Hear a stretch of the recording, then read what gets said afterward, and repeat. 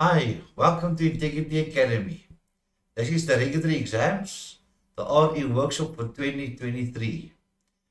We are empowering you to succeed and thrive through accredited online education. Let's look at the introduction. I'm going to be your facilitator for this workshop. I'm a qualified RE advanced facilitator. I've written these RE exams myself. I've gained a lot of knowledge over the years. I'm going to share a lot of tips with you as well.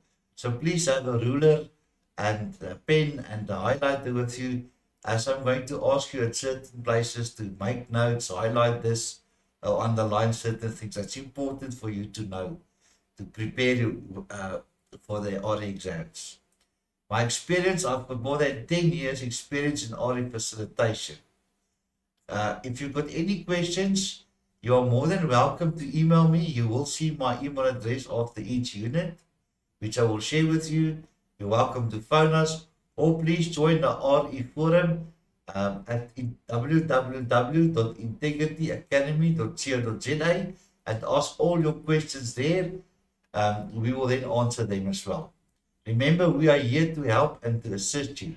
We want you to pass the RE exam the very first time. You can also look on our website, testimonials. We helped hundreds and hundreds or thousands of students who passed these RE exams the very first time. It is doable, it is possible. I'm going to show you how. So please have a look at our testimonials and also our courses on our website at www.integrityacademy.co.za, or just click on the following links, which will take you directly to them. There I go to give the links for testimonials. We do class of business online as well. The RE exams, we do the workshops, give you the study material. Unfortunately, you cannot write the exams with us, but we give you the training materials. The NQF4 qualifications, NQF5, NQF6 qualifications. We also do CPD online courses, skills workshops, software training, and there's also a link to have a look at all our clients as well. Just to read you one testimonial, one of hundreds. This I also received from one of my students. She said, "Good day, Yaku.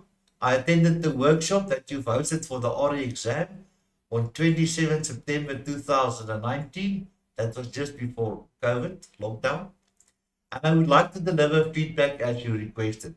People, I always request feedback. If you find this course helpful and you also passed it the very first time being with us, please go to the website and put a testimonial there. We'll just love it. I wrote my RE exam last week, Wednesday, which was the 2nd of October 2019, for the very first time. And I'm proud to say that I passed by 82%. You see, just another one of our students have written the RE exam the very first time and she passed. I found the workshop very helpful because the practical examples you supplied, the relatable ways in which you applied the information, your visual examples, the scope of what you could be asked in the exam, the tips on how to approach a multiple choice exam. I trust this information can be used to improve your workshops as well as Integrity Academy.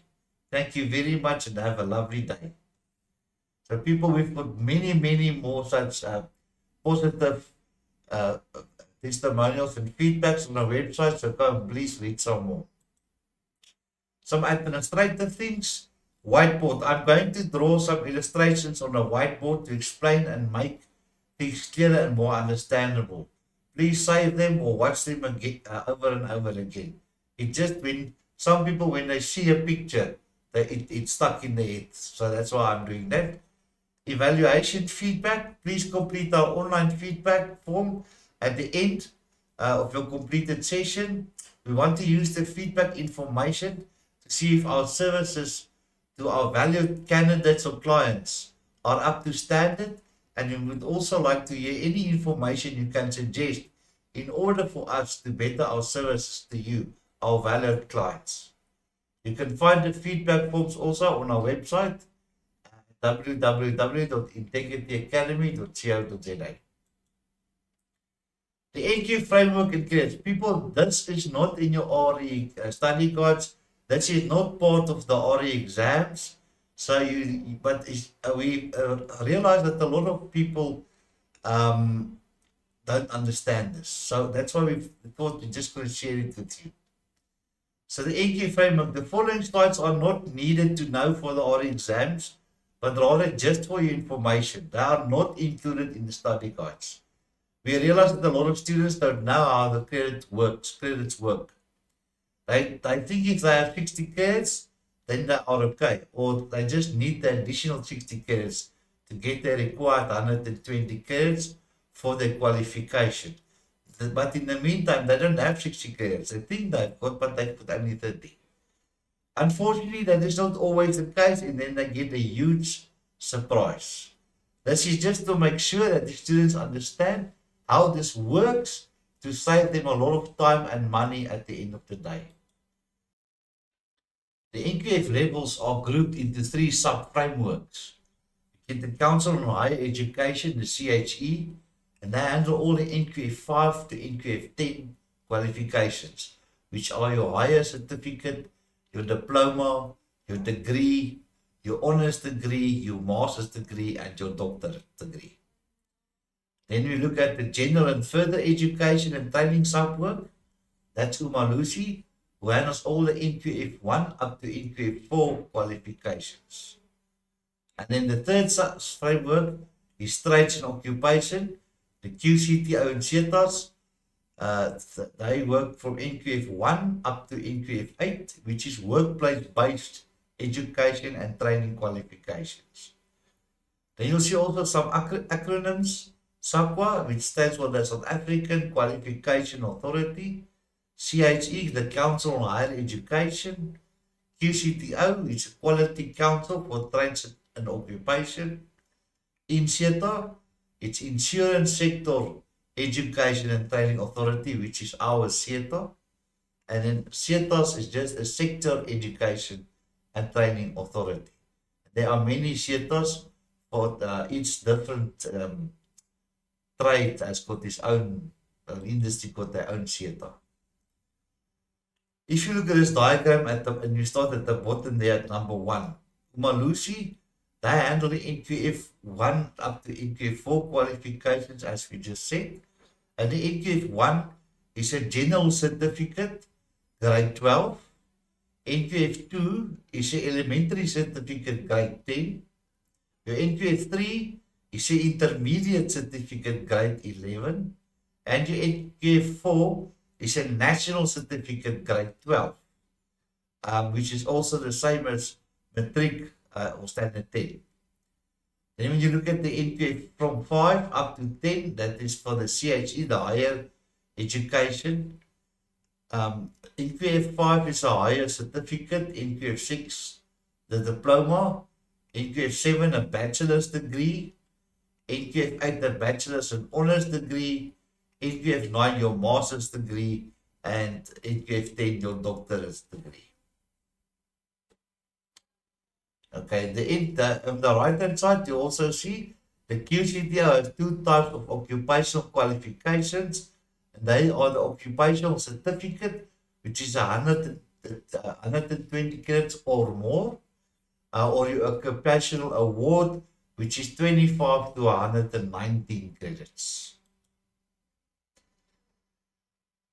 Now, the types of unit standards. We get fundamental unit standards, core unit standards, and elective unit standards. Now, remember the fundamental F is like the foundation of a house. You cannot build a house if there's no proper, solid foundation. That foundation must be there, otherwise your house will crumble and the walls will fall apart and yeah, no more house. So the fundamentals, like the foundation, it's unit standards which you must do. They are compulsory, all right? The purpose of them is to achieve competence needed for qualification as a whole. And that comprises of communication, numeracy, possible personal development, life skills, computer literacy, etc. If you look at the second type of unit standard, the core, that is like the wall. So once you build the foundation, the rock solid foundation, now you can put the house walls on the cores, which the roof must come on later on. So the walls are also very important. The core is also compulsory, it must be done. So your fundamental and your core, your foundation and your walls of the house must be there, and it must be solid. Okay. Think of it that way. The purpose of the core is to contextualize the qualification and comprises of both the theory and the practice, forming the basis of the qualification. So what you must know and what you must be able to do. It's like a doctor. A doctor needs to study medicine, but the doctor also needs to be practical. He needs to stand there and cut you open and operate. It's not only learning knowledge, he must practically do that as well. And the same with many other industries and businesses. Your elective, the last unit standard, that's the extra, the nice to have. Okay? And the purpose of the elective is to enrich the qualification or specialize in a subject. It's to fulfill it, or to specialize in a certain direction, and comprises of a selection of additional credits at the specified NQF level from which the candidate can choose from.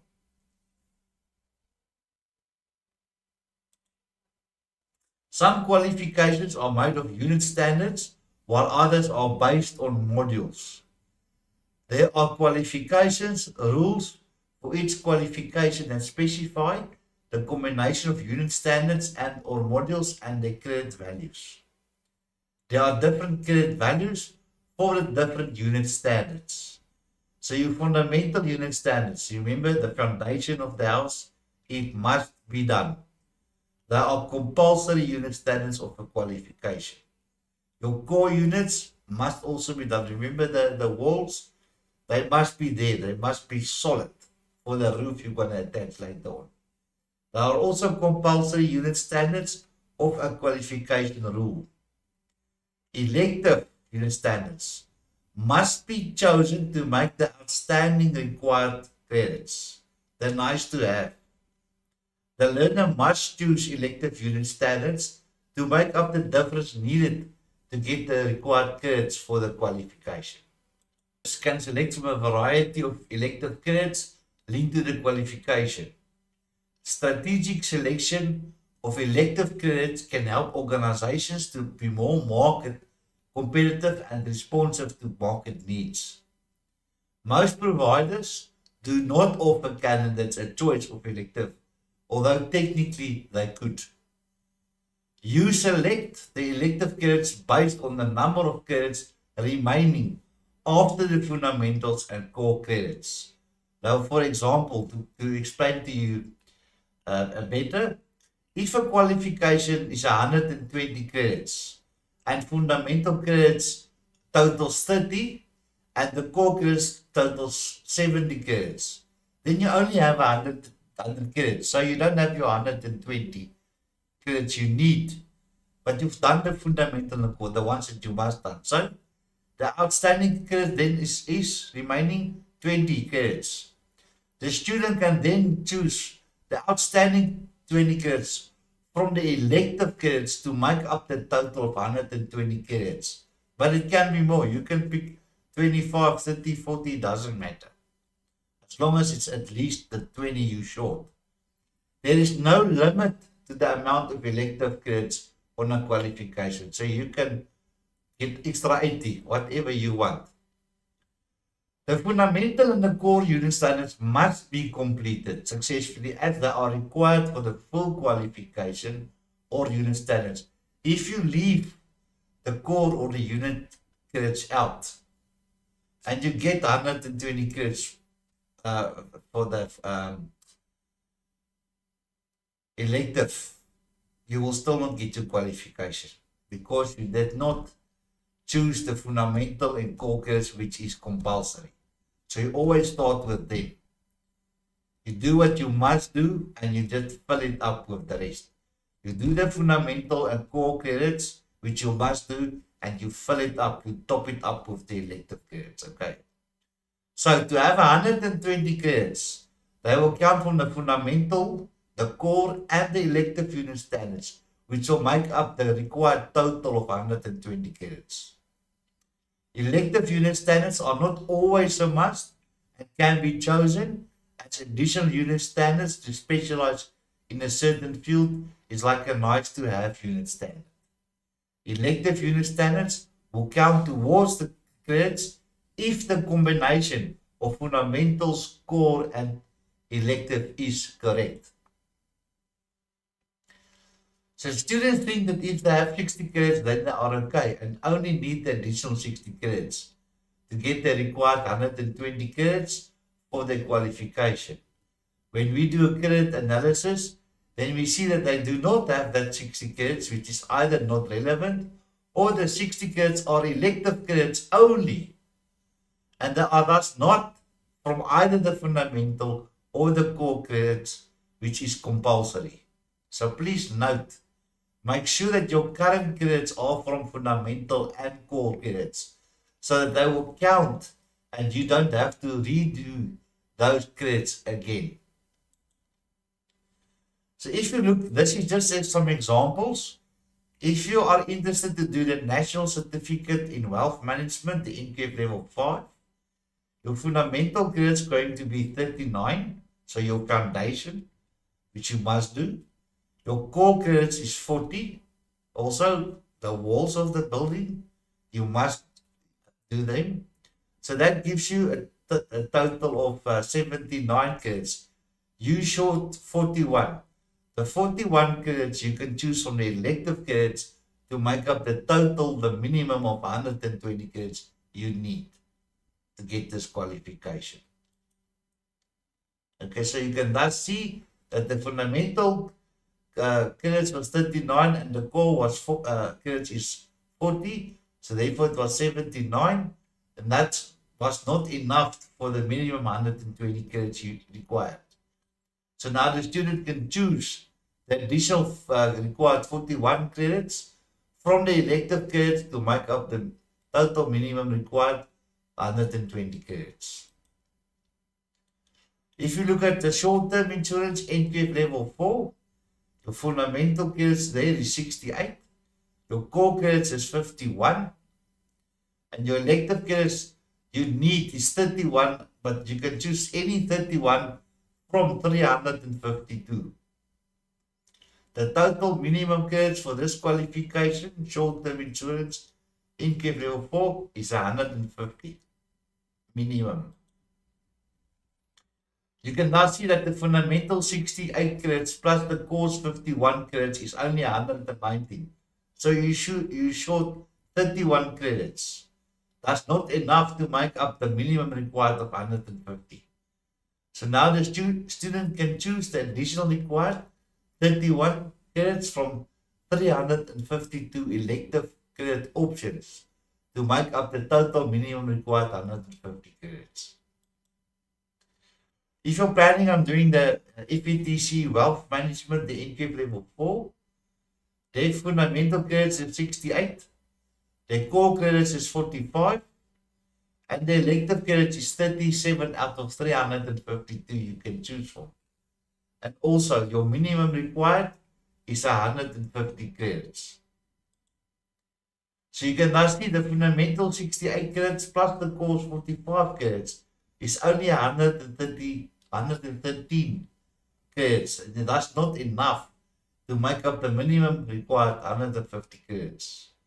So now the student can choose the additional 37 credits from 352 elective credits options to make up the total minimum required 150 credits. So when we look at the qualification versus competency, qualification is based on unit standards and is governed under SAQA. Qualifications is more knowledge and application focused. So do you have the knowledge and can you apply your knowledge to be able to do the job? Your competency is more job focused. Competency assesses the skill and the knowledge relating to a particular function. A qualification that does not necessarily imply competence. So, in this industry, you learn how to do client credit analysis, of analysis of clients. You learn how to work with clients, the calculations, all those accounting things, all those kind of things. How to work with the client, how to relate to clients, how to overcome any objectives they may have, etc. But let's say a doctor, he wants to start selling insurance. He's got the qualification, but does he have the competence? Can he do this job? Maybe he can, maybe he can't. But we are not sure. Therefore, his qualification does not say, it imply that he's competent to do this job. Our agenda for Integrity Academy, we're going to look into our vision, our mission, our values, our value proposition, an introduction. We're going to share some study tips with you, multiple choice exams, how do you do them, how do you approach them, and some glossary of terms and learning outcomes. So what is the vision of Integrity Academy? It's to provide learners with exceptional quality facilitated and online training in a seamless, easy to access and user-friendly format. Our mission, Integrity Academy will endeavor to provide high-quality learning material in an easy, accessible format. We develop and enable learners in the financial services industry to excel at what they do best. All our lecturers are subject matter experts and or certified financial planner professionals, also known as CFPs, ensuring our commitment to high quality is maintained. We make our services available to any person who wants to develop his or her skills in qualifications to establish a career path in the financial services industry. What is our values? Integrity. We got integrity. We are professional. Trust. You can rely on us. And quality of service. Our value proposition to you. Number one, accessibility. Day or night, study material can be accessed online 24/7, 365 days a year. I had students that told me while I was sleeping in South Africa, my bed between 2 and 5 in the morning, because they are in other countries, they were busy online doing their studies and their qualifications. So you can do it whenever you want. 2, self-paced learning. You determine when you want to start and how swiftly you reach your completion date. Whenever you're ready, sit in front of your computer, start it on, log into our website, and you can start doing your studies. 3, flexibility. Your schedule is determined by your obligations. Number 4, support. We've got a dedicated online support when required, Google Chats, Skype calls, online chat, etc. 5, study anywhere in the world. You can download your study material online and then you can work offline. So even if you're on your holiday in Mauritius, you're sitting on the beach, you can watch your study material and learn it offline. 6, efficiency. Speedy response in grading of workbooks. 7, learning styles. We've got visual styles, auditory, read, write, and kinesthetic. 8, instant gratification. The material is instantly available after payment has been confirmed within a couple of minutes. Simplistic content delivery. No more handwritten workbook assignments. 10, mobile learning, multiple device support. You can access your study material on your PC, your laptop, tablet, or smartphone. 11, online library, easy way of retrieving information. If you log on to our website, you will find a library where you can get various acts and board notices and other information which you can also use. 12, CPD and Class of Business online courses, online multiple choice testing. So it's a multiple choice exam which you can do 40 questions in 80 minutes. So you've got 2 minutes per question. And then once you pass, you can get the verifiable certificate. Just log into onto the website under your profile, and you look under My Certificates, where you will find the certificates. 13, soft skill workshops includes video, audio, support material, and also verifiable certificates. 14, become tech savvy, embrace and adapt towards technology. It just makes your world much easier. 15, a compliance tool, track your students' results online 24/7 and 365 days. So for the bigger companies who buy vouchers and you've got a lot of students studying with us, you can track their progress and see who's complying and who's doing the courses and who's not doing the courses. And then 16, a voucher recon system. Track your spend as an FSP. If you bought a lot of vouchers from us, which the big FSPs do, they can see which representative or key individual use their vouchers and for what and how do they progress. So the introduction, your online workshop support pack, RE support packs, includes an up-to-date study guide with cross references, which includes at 191 level 1 to 4 multiple choice questions and answers. You can see the online library for additional resources. Go to the support tab on our website.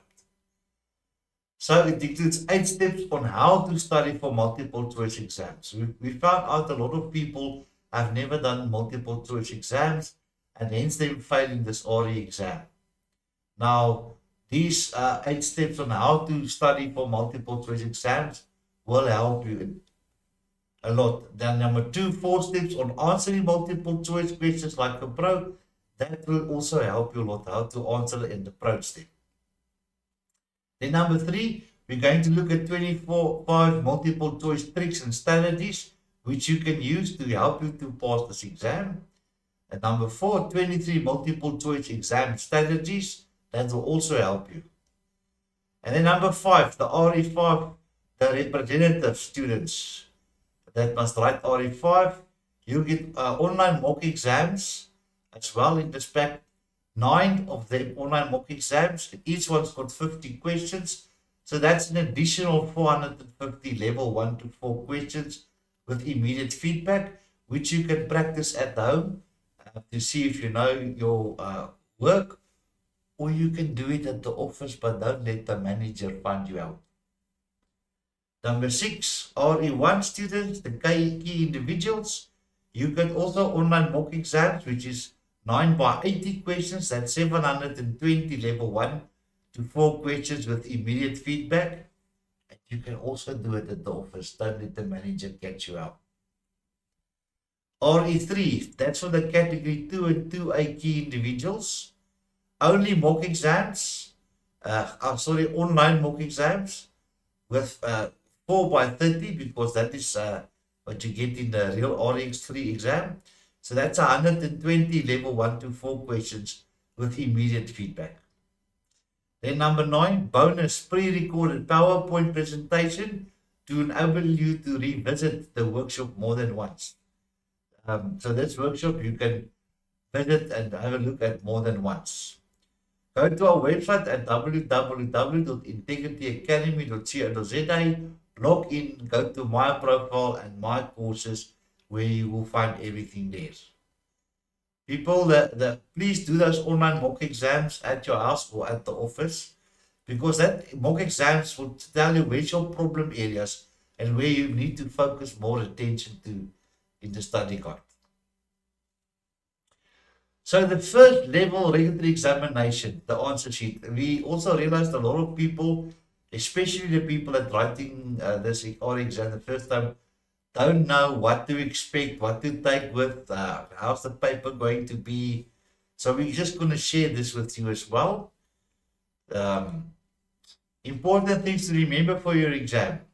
You must take your ID or a driver's license or a passport to identify yourself that it is you that's going to write the exam and not a friend of somebody else. You must take an HB pencil and a sharpener. People, a lot of people don't have pencils. They rock up there with a pen. Now, you cannot erase ink if you made a mistake. So if you made a mistake, then you can't erase it. And you'll see now why.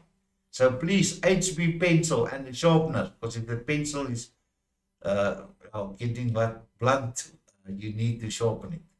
And an HB pencil, because it needs to be nice and dark. Other pencils will not be so dark, and then the computer won't be able to mark it, making you fail the RE exam. Take a ruler and an eraser as well. So if you made a mistake, you can erase your mistakes. Your exam number you will receive at the venue. You must be seated 30 minutes before the exam session. So if you write at 10 o'clock in the morning, be there at 9:30. If you write at 9, be there at 8:30. If you write at 2 in the afternoon, you must be seated at 1:30. Because they're going to give you your exam paper. There's a lot of documents you need to sign and complete before the exam can start. So please don't be late. If you're late, you're going to have problems. Appeals and remarks.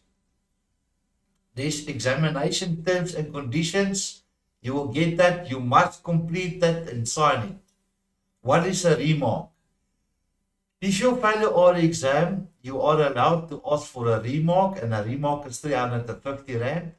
But I would really not recommend that remark, because what they do is a computer is marking it, and they just put the question paper inside the computer.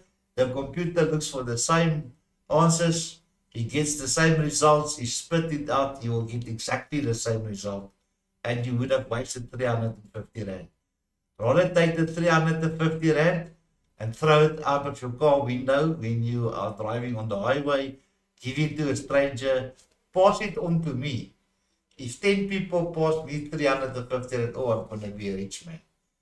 But you're going to waste it. So, yeah, don't go for a remark, really. What is an appeal? An appeal must be done. So if you're not happy, you're not satisfied, you can appeal, but it must be done there before you leave the premises. Is there any refunds? No, there's no refunds. But people, you can pass with only level 1 and level 2 questions, easy, straightforward questions. I'm going to show that with you, for you. Level 1 RE5 exam for representative. Each person will get their own test. I get it so many times. That people tell me, do we get our own test? Because he was looking from his friend's paper, and then he copied. If his friends wrote A, he also chose A. And if his friends choose B, he chose B. And then his friend passed and he failed. And he wants to know why. Because you all get your own tests. So you cannot copy from your friend. He's going to pass and then you're going to fail. It will not be the same as others, people. So don't try to copy your colleagues' tests. It will not work. You're going to get 50 questions, and they multiply that with 2. So 50 times 2 gives you your 100%. You must get 33 out of 50. 66% to pass. The pass rate is 65, but you cannot get 65. If you get 32 and you times that by 2, it's 64, you fail, because it's less than 65. If you get 33, you times it by 2, it's 66. You got 66%, it's 1% more than 65, you pass. You will have 2 hours or 120 minutes to complete this RE exam. Thus, you've got 2 minutes and 40 seconds per question.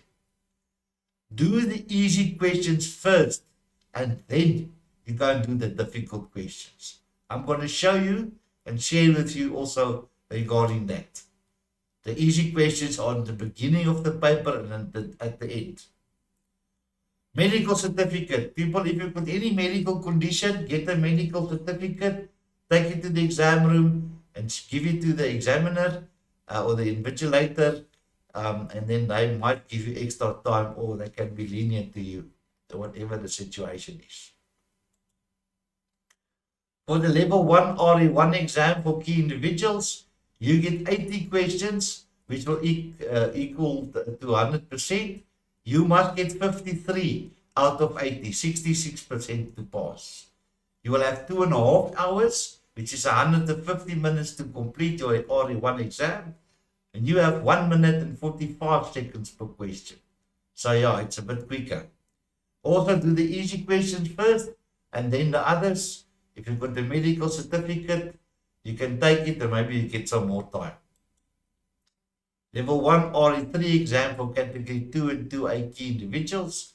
You will get 30 questions in your RE exam. You must get 20 out of 30 correct, 66% to pass. You will have 1.5 hours, 90 minutes to complete that 30 questions, so you have 3 minutes per question. Also, do the easy questions first and then the difficult ones later. And if you've got a medical condition, you can take a certificate and maybe you can get more time. Level 1 RE4 exam for category 3 key individuals. You will also get 30 questions, same as RE3. You must also get 20 questions out of the 30 correct to get 66% to pass. You will also have 1.5 hours or 90 minutes to complete, and have 3 minutes per question. And also do the easy questions first and then the difficult questions later on. And if you've got the medical certificate, you can also take it to get more time. Okay, meet John Davies. John Davies is a financial advisor who's going to write the level 1 RE5 exam for representatives. Let's have a look at the front page of the RE answer sheet that John must complete with an HB pencil. You will get a document like this, and this is why you must be there before the RE exam starts. You see on the top, there's correct. Your dots must be filled in completely, full circled with the HB pencil. Incorrect, don't mark a right tick or a cross or a little circle at the bottom or at the top of the red circle. It must be fully completed. Then you look on the left. This is where John will fill in his initials and his name. So if his name is John and that's his only birth name, you'll just put in there a J. If it's John Abraham Lincoln, you will put in JAL. The surname. This is where John will fill in his surname. Then we look at the type of ID. This is where he'll make a circle. If it's a RSA ID, he'll complete that circle. And then you look at the ID passport number. On the top, this is where John will have to fill in his ID number. So on the top, you will write it in, and then he's going to complete it as well in dots later, and I'll show you in the next slide. And then you look at the exam number, which you will get in the exam room when you're there.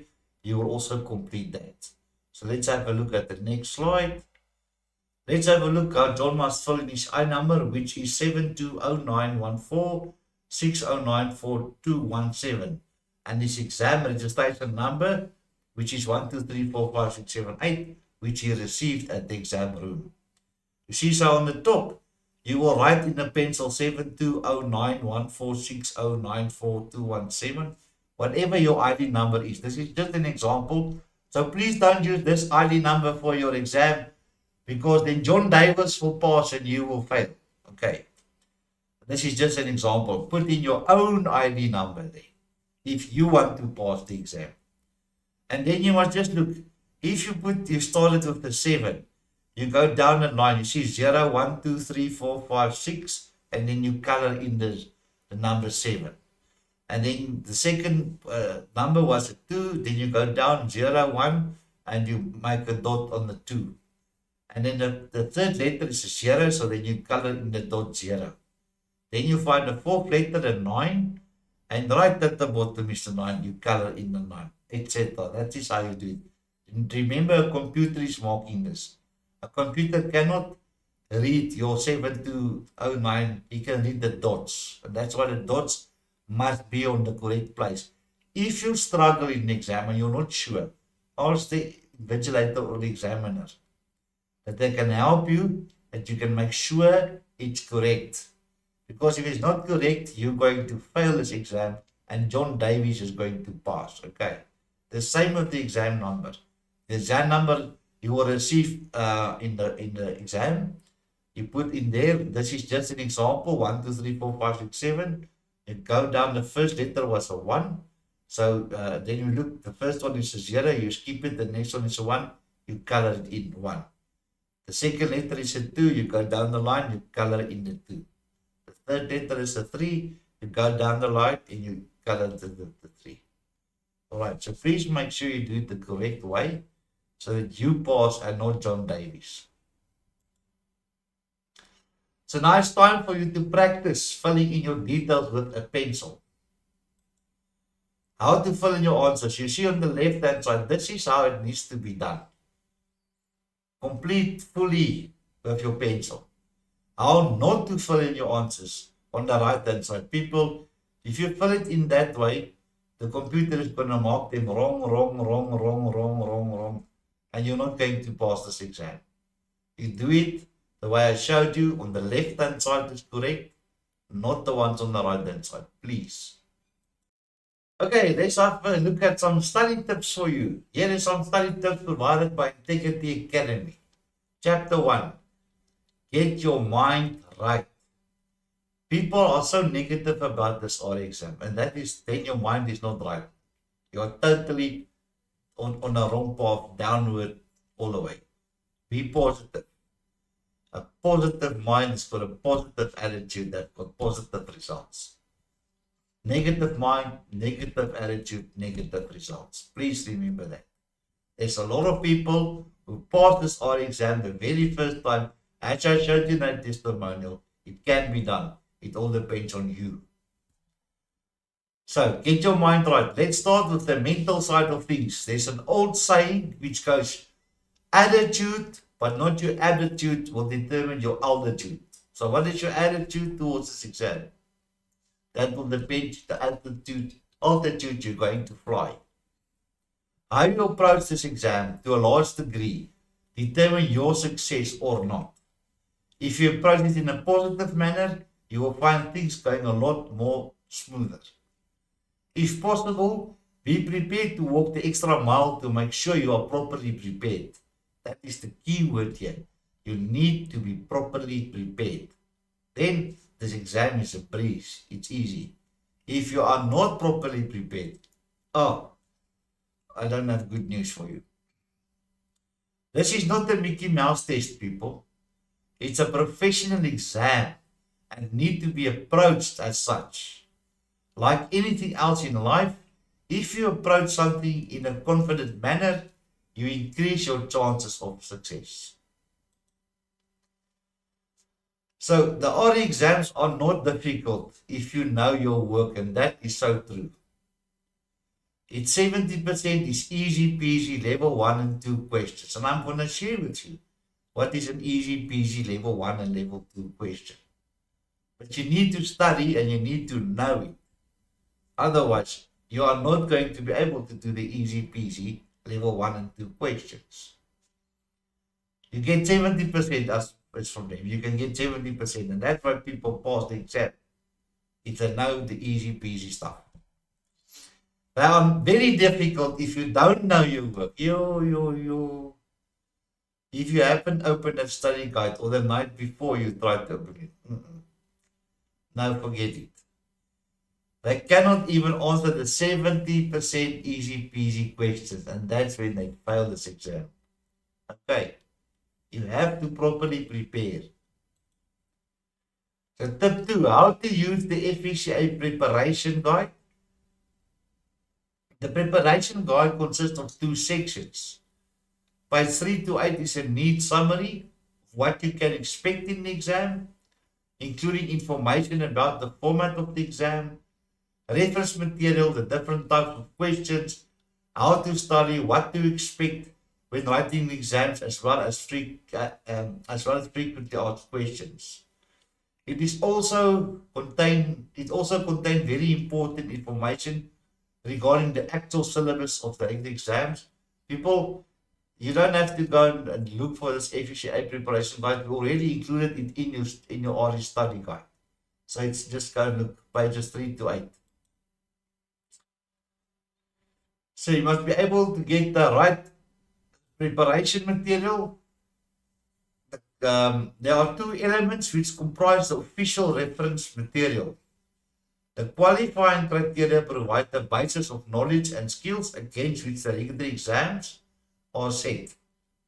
The qualifying criteria were developed in a process of consultation between the FSCA and industry representatives, and only questions based on these criteria will be included in the RE exams.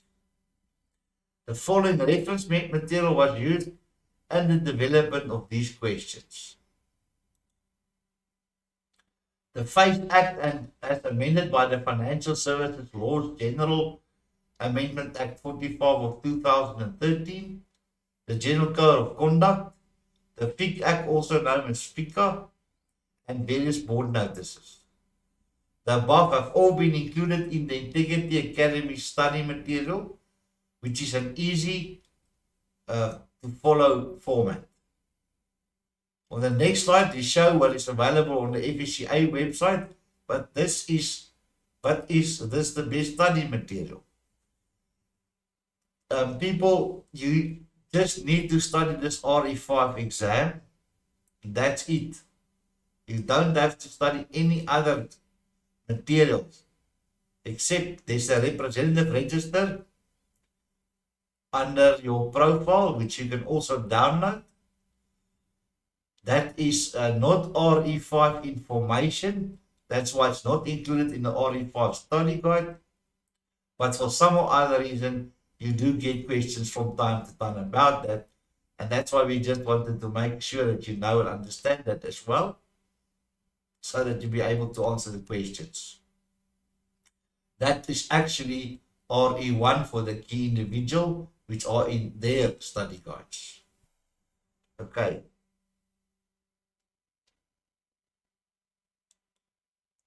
You see, this is the information available on the FSCA website. Now, we're going to look into this. This is all about fit and proper. But you see, it's a bit difficult to understand it this way, to study it this way. So that's why we took all this information, we included it inside this RE study guide, which you are going to deal with and look into during the course of this workshop. The same here, available on the FSCA website. All these acts and all these things. Then also board notice, face notices, but no properly compiled study material in layman's language. It's very difficult to understand. If you go and download these things and you have to study people, it's going to take you years. All right. We took everything together. We put it inside our study guide, and then all our people passed is from just using our study guide and the register, which you can also download. That's it. No other material is required, please. Step 4, dissecting the different units. It contains very important information regarding the actual syllabus of the regular exams. The 8 units relating to the representatives for RE5, the 16 units relating to the key individuals in RE1, the 11 units relating to the key individuals in RE3, that's for category 2 and 2A, as well as for the 11 units for the key individuals in RE4, and that is for category 3. Step 5, dissecting the different types of questions. Each exam will contain questions at 4 different levels of complexity. They're starting with level 1, 2, 3, and 4. And level 1 is knowledge questions, testing your recall of factual knowledge. That is where they ask things like, when did the FACE Act become effective? How many days for this? What is the fine for that? Easy things that you need to know. So you have to study to know these things, to be able to answer them correctly. Level 2 is a comprehension, testing your understanding and interpretation of factual knowledge and concepts. Level 3 question application, testing your ability to apply factual knowledge to real life situations. That is a bit more difficult, but not so bad. It's where they ask you questions like, John is doing this, Mary is doing that, Sue is doing this. Who's giving advice, who's doing intermediate service, and who's not giving advice. And what you've learned, you have to be able to apply to that answers to get to the correct answer. Level 4, analysis, testing your ability to analyze factual knowledge presented as case studies and to present the best action to take. It stands to reason that the first two types of questions will normally be shorter and easier to answer if you are thoroughly prepared. That is true. Level 1 and level 2 questions are shorter and easier. And that's why we also say you'll get 70% of level 1 and 2 questions, which are shorter and easier questions, but you have to know that information to be able to answer them correctly. For level 1 RE5, for the representatives, that all the easy questions, level 1 and 2 questions, appear in the beginning. So from question 1 up to question 18, and then from question 35 to the end. The third and fourth types of questions, and more difficult questions, will normally take longer to read. That's your case studies, longer paragraphs to read and to understand. And the possible answers from which you must select the correct option may also be longer. They appear in the middle from question number 19 to question 34.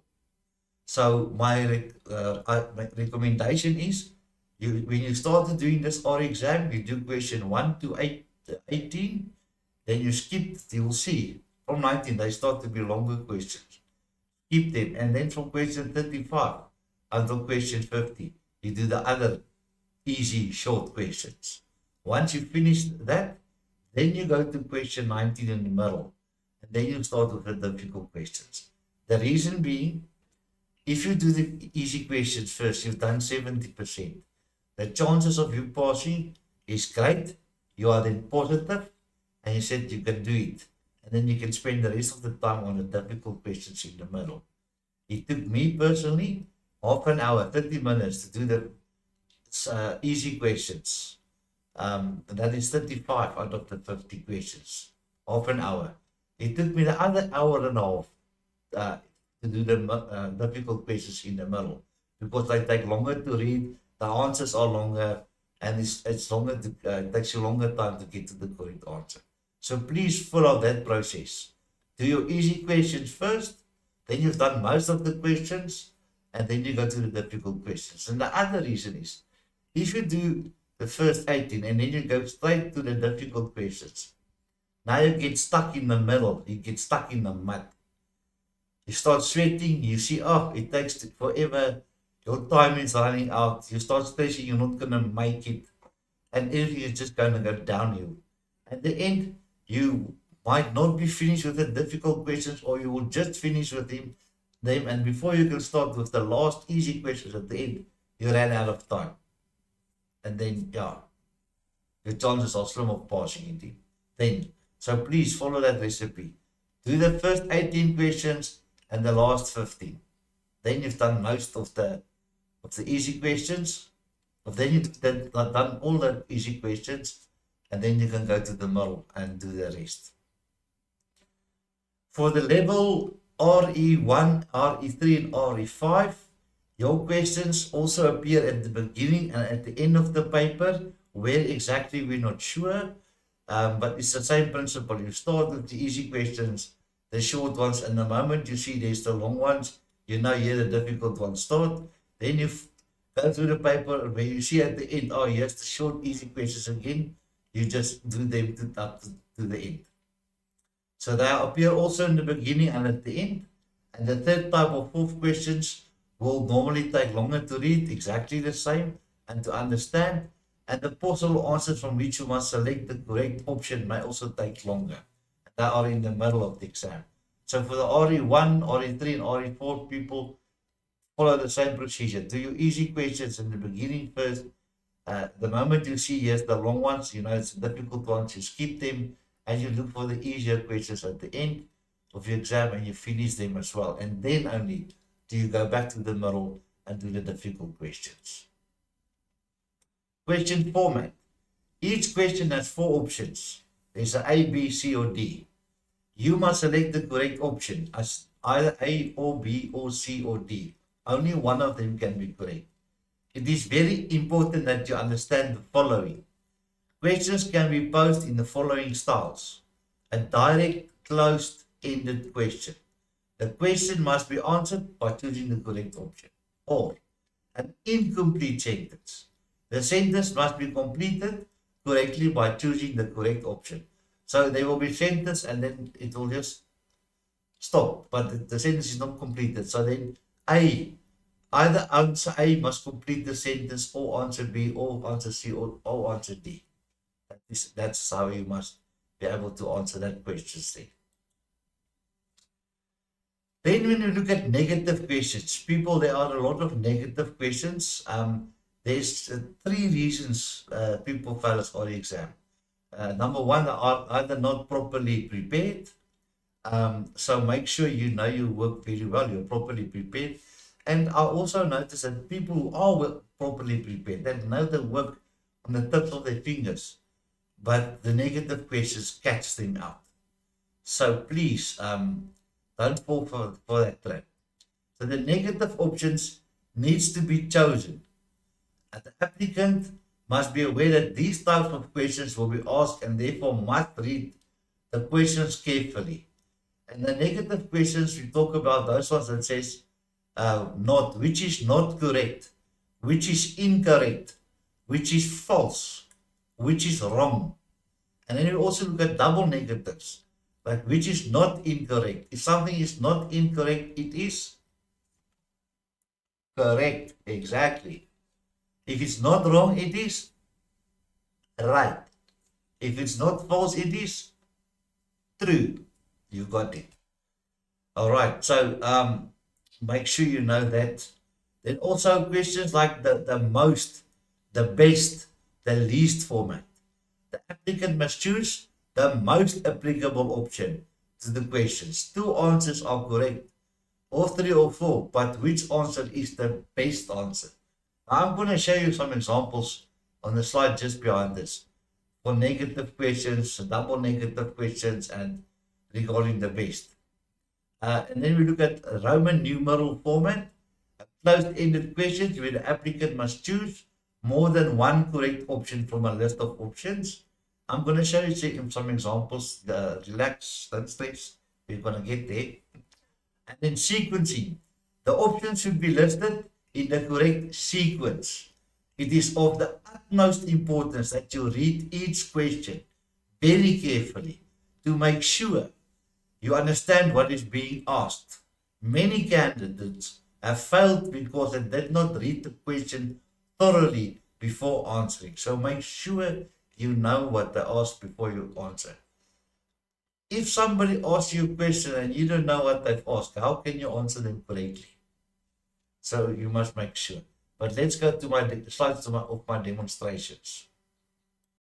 Okay, people, when you look at the negative questions, you will see there on that whiteboard of mine, it says, which of the following is not ...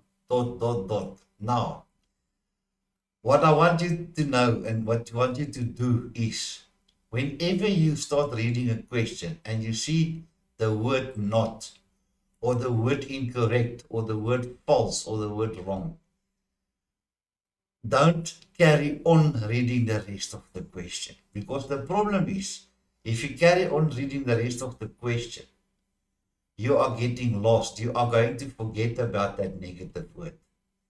You're going to forget about the word not and the word wrong or incorrect. And you're going to look for the correct answer. And then you are wrong. So what I want to teach you here is, if you get the sentence and you read, and like for instance, this one says, which of the following is not, stop there. Stop, stop, stop. Don't carry on reading. You stop and immediately you take your highlighter and you highlight that not, or that wrong, or that incorrect, or you underline it. Or if you put a yellow highlighter, you take the highlighter and you highlight it, or you do something. Why? That negative word must stand out so that you know, oh, I must look for the wrong answer. So, and you can even make a small W there for you. W stands for wrong. Okay, wrong. A nice, okay, now I know what they're asking me. And then you carry on with the doiki, you read the rest of the question. All right, now you finish reading the rest of the question, then you look at answer A. Answer A is you think it's not right, it is the correct one, but you don't want the correct answer, you want the wrong one. So therefore, I don't want A. B, you say, I think B is also correct, but I want the wrong one. So you don't want that one. And then you read C, you see, but C, I'm sure it's wrong, but let me just park it. Then you read D, you see, D is also correct, but I want the wrong. Oh, I don't want D, so therefore my answer is C. This is the wrong one. Okay, and there you got it, and then you are correct. Please, people, this is the second reason people are failing this RE exam, because they don't follow this recipe. They read which is not or which is incorrect, blah, blah. They read the rest of the story, and a minute later they finish with the story, and then they forgot about the word not. They forgot that they must look for the wrong question, and then they go look for the right question. And another thing is, if you see there's 3 that are right, and there's 1 that's wrong, that must also send an alarm bell, because there's only 1 that can be right, and 3 that are wrong. So be very careful. So whenever you see the word not, incorrect, false, wrong, even if it's a double negative, if it is, please, if it is not incorrect, you do exactly the same. Then you circle the whole word not incorrect, or you highlight the whole word not incorrect, or underline it, or highlight it with the highlighter. And then you said negative plus a negative gives a positive. Here I must look for the right answer. Okay, that's a double negative. Make sure you understand it. Please, people. Tip 6, dissecting the actual question paper. How is the paper compiled? We noted in tip 5 that the knowledge and comprehension type of questions usually are shorter and more manageable and quicker to answer, provided you have prepared thoroughly. They appear in the beginning and at the end again. Each exam paper is constructed in a prescribed manner. The questions will differ, although the recipe is the same. How can I distinguish between the various levels of questions? A hint contained in the preparation guide shows that the level 3 and 4 questions are located in the middle of the question paper. There is a fixed formula for all papers in level 1, RE5 for reps, RE1 for key individuals, RE3 for the key individuals in category 2 and 2A, and RE4 for the key individuals in category 3. There is no negative marking.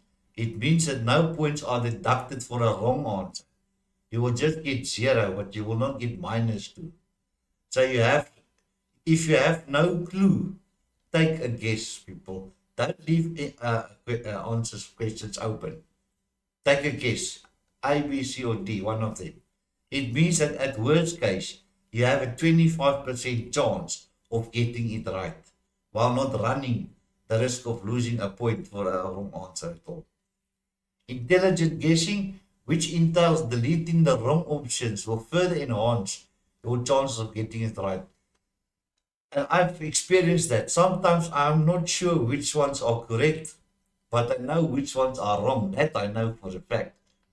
So we call it the process of elimination, and I'm going to show you a bit later how that works. So delete the ones that you know is wrong, and then you will be left with the one that's correct. Okay, that is also much easier. Tip 7, some concluding remarks. Type of exam. The regulatory examinations will be multiple choice questions based on specified qualifying criteria. The exams people are closed book. Yes, I've got a lot of people that ask us, is the exams closed book or is it open book? Because we don't have time to study, we don't like to study, blah, blah, blah, whatever. The exams is closed book. Therefore, you have to study, you have to prepare.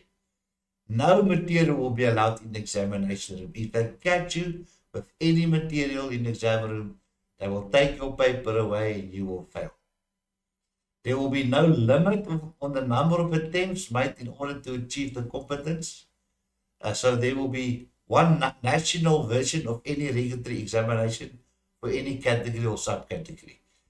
You can write this many times as you want, but obviously it's going to cost you money every time. So preferably you want to go and write it once and pass it once, saving you thousands of rands. There's only one right answer to each question, as I said before. So please read the questions and answers carefully. And there is no negative marking, and answers either right or it's wrong. Special conditions. Examinations will be done in paper format as indicated on the registration page. Remember when I showed you the example of John Davies? That is how the exam will be. You have to take your HB pencil and you're going to make that circles. Allowance is made very special, where special conditions apply. Some people might have sight or mobility impairment. Kindly indicate this when registering, and the exam body will revert. The exam body will alert the personnel to address your needs. Terms and conditions. It is essential that there are specific rules regarding the presentation of a professional exam, and for this reason, it is very important that candidates make sure they fully understand the terms and conditions laid down by the FSCA.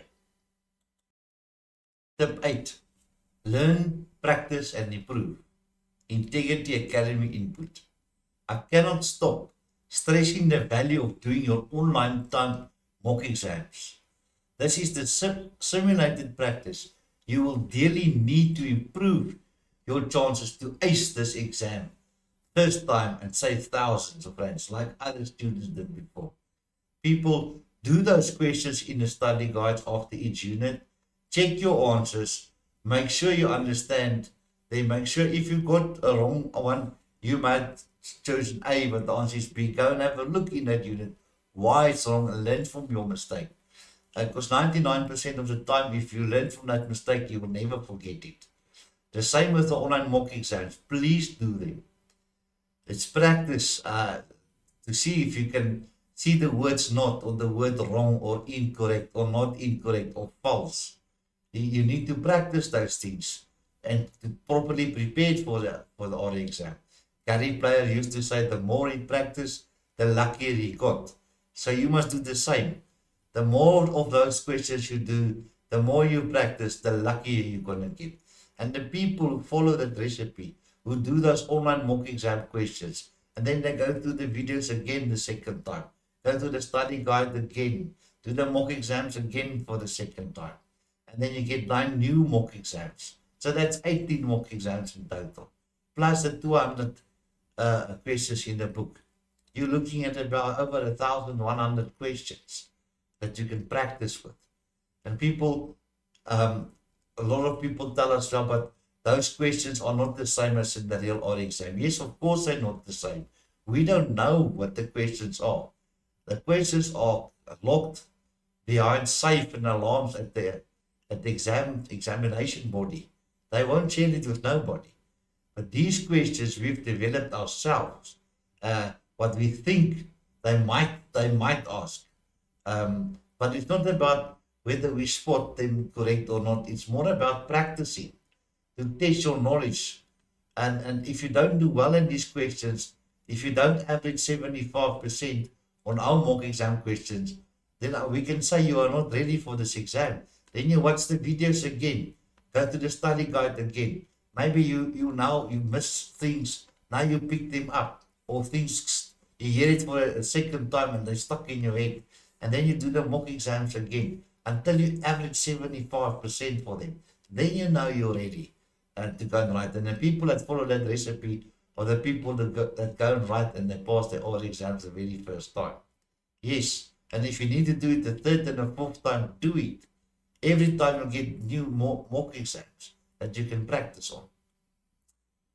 But now, saying that, if you have copied our material from a friend, you have failed at being fit and proper and you should be debarred. One of the requirements of fit and proper is honesty, integrity, and good standing. And if you've copied it, you don't have honesty, integrity, good standing. That might just be the reason why you keep on failing the exam. Remember, honesty pays every time. Best of luck with all your studies, timed online mock exams, and passing the exam the very first time.